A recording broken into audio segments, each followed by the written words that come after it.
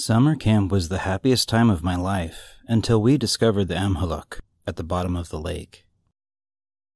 I was only 14 years old, but the horrific nightmare I witnessed at Fork Mountain Summer Camp has stuck with me for 16 years now. I was a troubled kid and it was difficult for me to make friends, but in truth, I was just angry at the world. I didn't want friends, I just wanted to be left alone to wallow in my own self-pity. My parents' divorce felt personal, and my mother's decision to send me away the first chance she got only reinforced that feeling. So when we boarded the bus that would take us up that long mountain highway in northwest Oregon, I immediately went to the back row. Mona boarded last behind all the chattering kids who greeted their friends from last year. But nobody greeted Mona. The small blonde girl with a baggy sweater and bright pink cast on her right arm looked from familiar face to familiar face, hoping to be recognized from her previous years at the camp. Unfortunately, if they did notice her, they pretended not to. Despite them, Mona kept a positive smile on her face as she shuffled to the back of the bus. "Hi," she said, taking the seat next to me. "Hey," I replied, ever the withdrawn teenager. "My name is Mona," she beamed, holding out her cast-covered hand for a shake. "Alex," I replied, awkwardly shaking the fingers that poked out from beneath the plaster. "First year?" she asked. I nodded. "Third," she said, scooting a little closer. "The counselor's gonna ask everyone if they've got a camp pal. I don't. Do you?" I shook my head, and sure enough, the counselor quickly got our attention up front. He asked us to pair off, but the entire bus had already done so, leaving Mona and I no other choice but to be camp pals. To her credit, Mona really took the pairing to heart, and despite my dour mood, always tried to be positive with me. Eventually, her cheery mood was somehow enough to warm my cold teenage heart. What started as a forced partnership eventually blossomed into a real friendship. Mona's arm kept her from participating in most activities, and my asthma was an excuse to hang back with her. Even when it wasn't, I still found a way to keep her company. It was those afternoons we spent sitting under a tree and talking about comic books, cool bands, and our emotionally distant parents that we really started to bond. While the other kids shot arrows, swam, and played tag, we exchanged theories on the Goosebumps expanded universe. It was on one of those hot summer days where we sat at the end of the dock, talking about scary stories and watching other kids cannonball off the raft, that she first told me about the Amhuluk. "A lake monster? Like an alligator?" I laughed. "No, it's real. I've seen it," she said, dead serious. "You've seen a lake monster?" I asked, unsure if she was just making up her own spooky story. "Yeah, it's down there. It sleeps during the day. At night he walks to the shore, and the ground softens and sinks where he steps.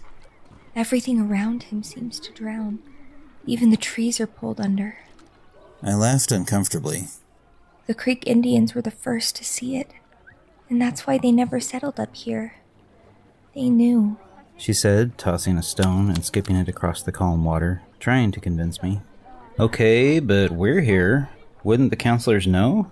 Why would they let us swim?" I asked, unsure if she was just making up her own spooky story. "They know," she said, glancing over at the counselors flirting with each other, ignoring the kids splashing below. She must have sensed my disbelief, because she dropped the subject moments later. I let it go, but from that moment on, I could feel her discomfort every time we neared the lakeshore. Even though I initially hated the idea, summer camp became a place where I truly felt like I could be myself.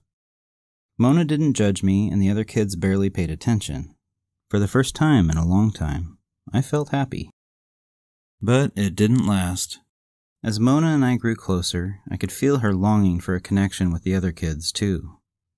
I tried to tell her that we were the only company we needed, and that the other kids weren't worthy of our keen intellect and superior sense of humor. She laughed and agreed, but I still caught her daydreaming as she watched some of the other kids eat lunch and laugh at a crowded table, while her and I sat alone on our empty bench. While I was content in the single friendship I made, she still longed for a greater connection. She wanted to be a part of something more.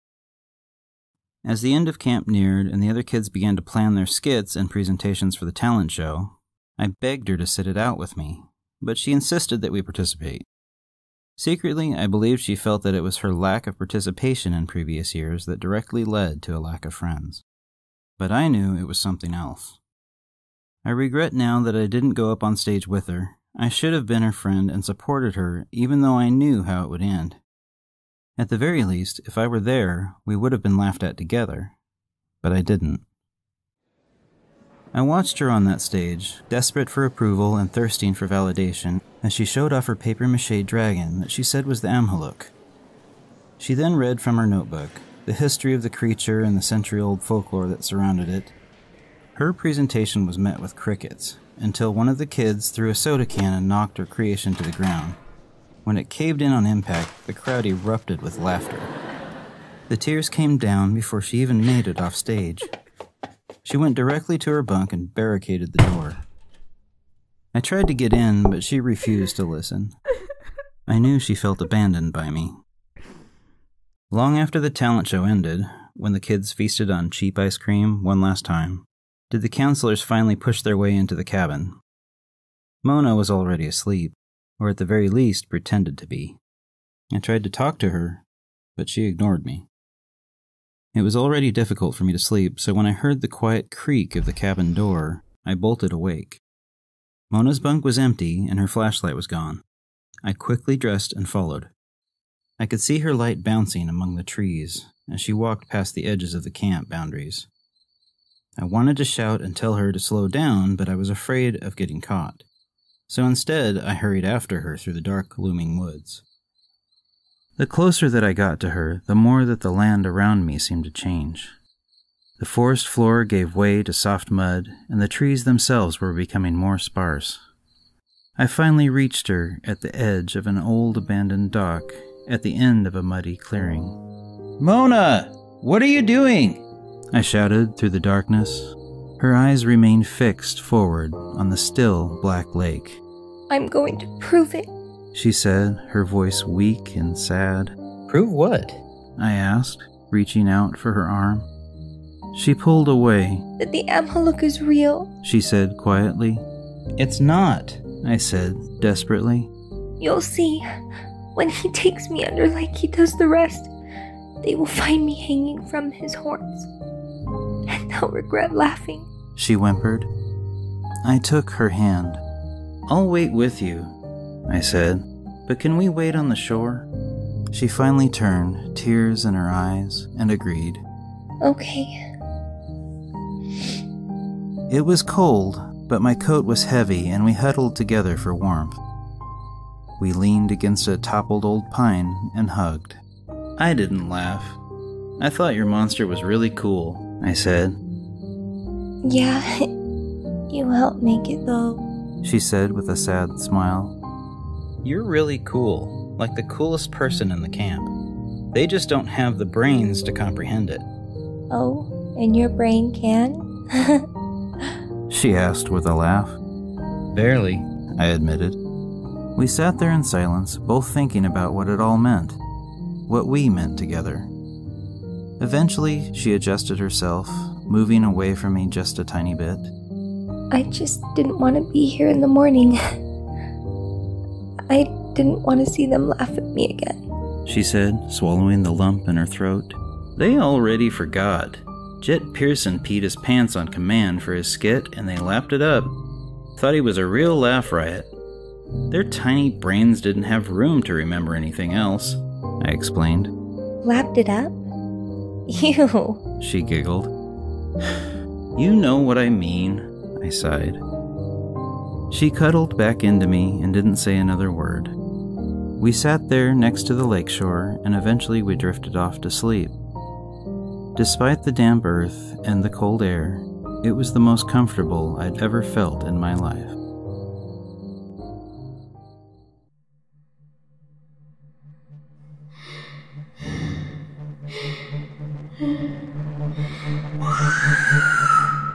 I have no idea how long I had been asleep, but it must have been hours. When I awoke, Mona was gone.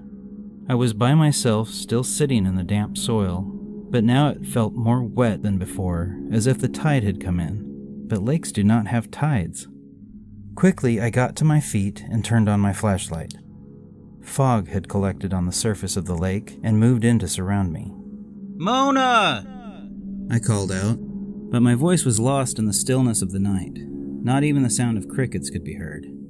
I scanned my surroundings with the light and soon realized that this was not the same place I had fallen asleep.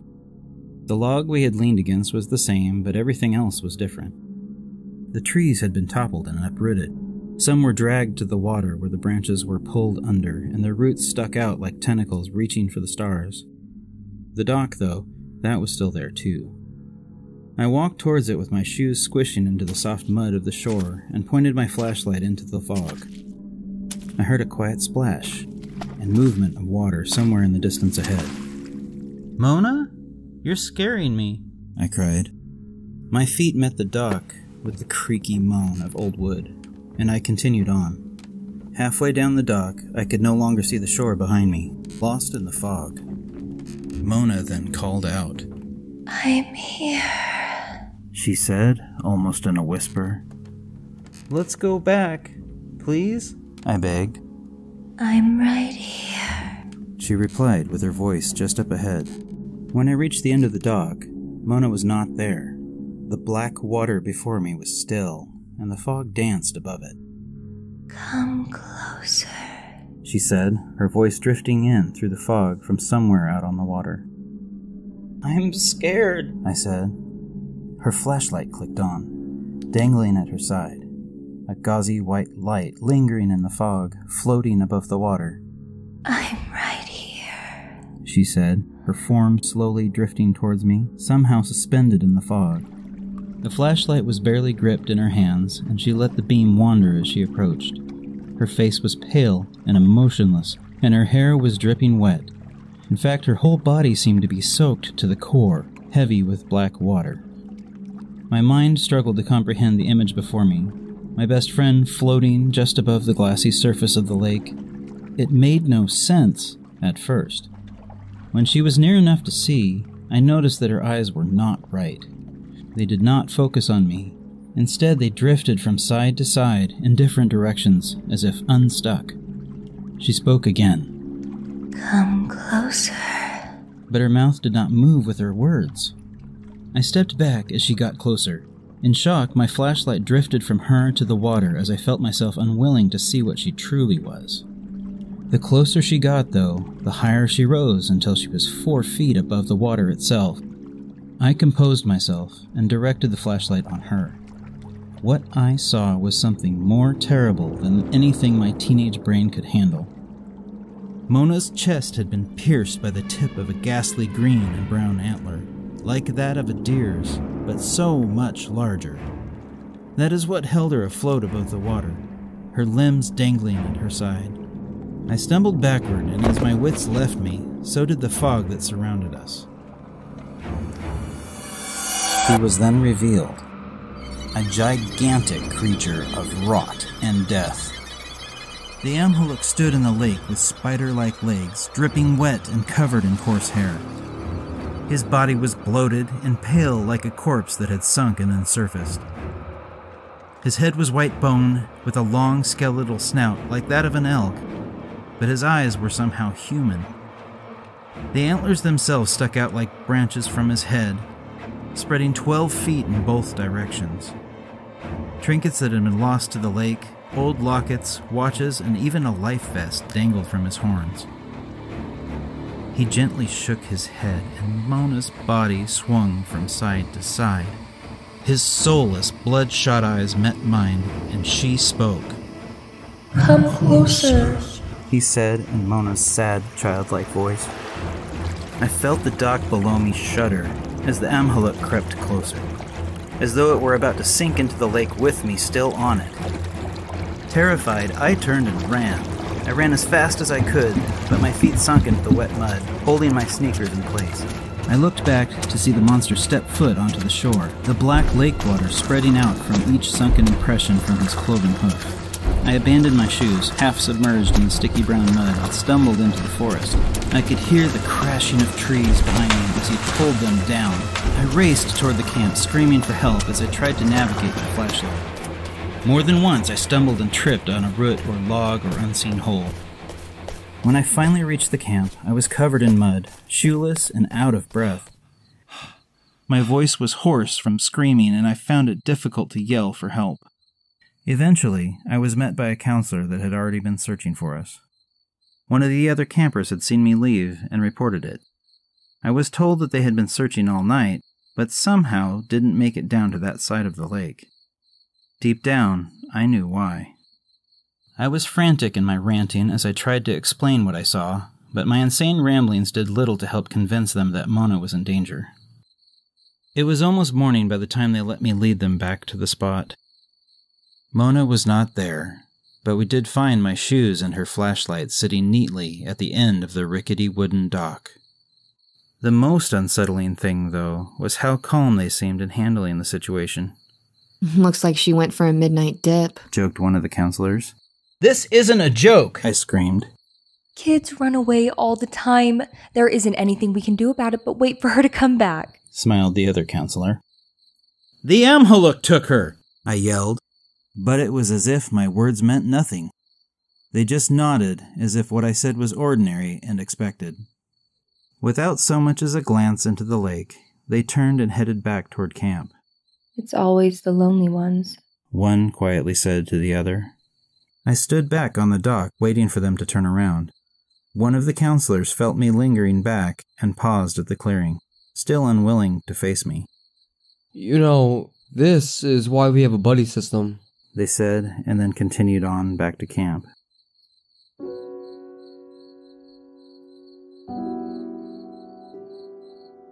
As the campers packed up, Mona's bunk remained the same. They waited until we were all gone to remove her stuff. There wasn't a single mention of her absence in the final days of camp, and only a brief reminder of the camp borders during a regular assembly. I rode the bus home on a bench by myself.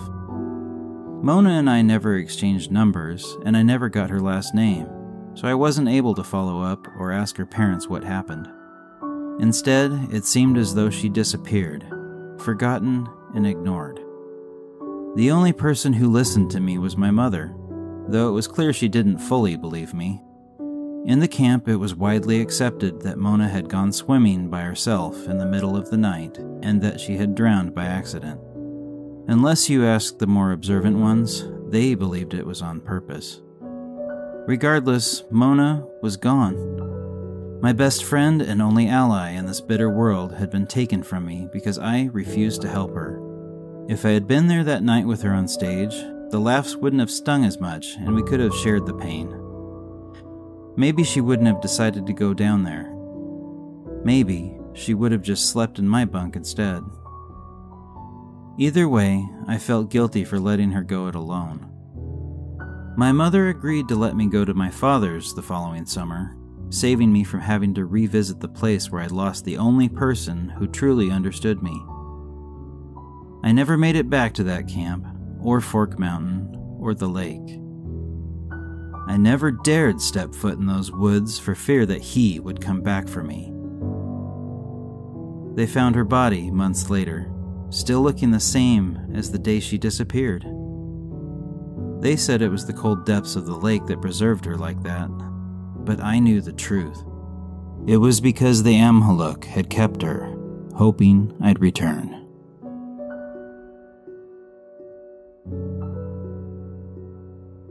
Salutations, all you dark passengers, and thank you for taking the time to listen to this story.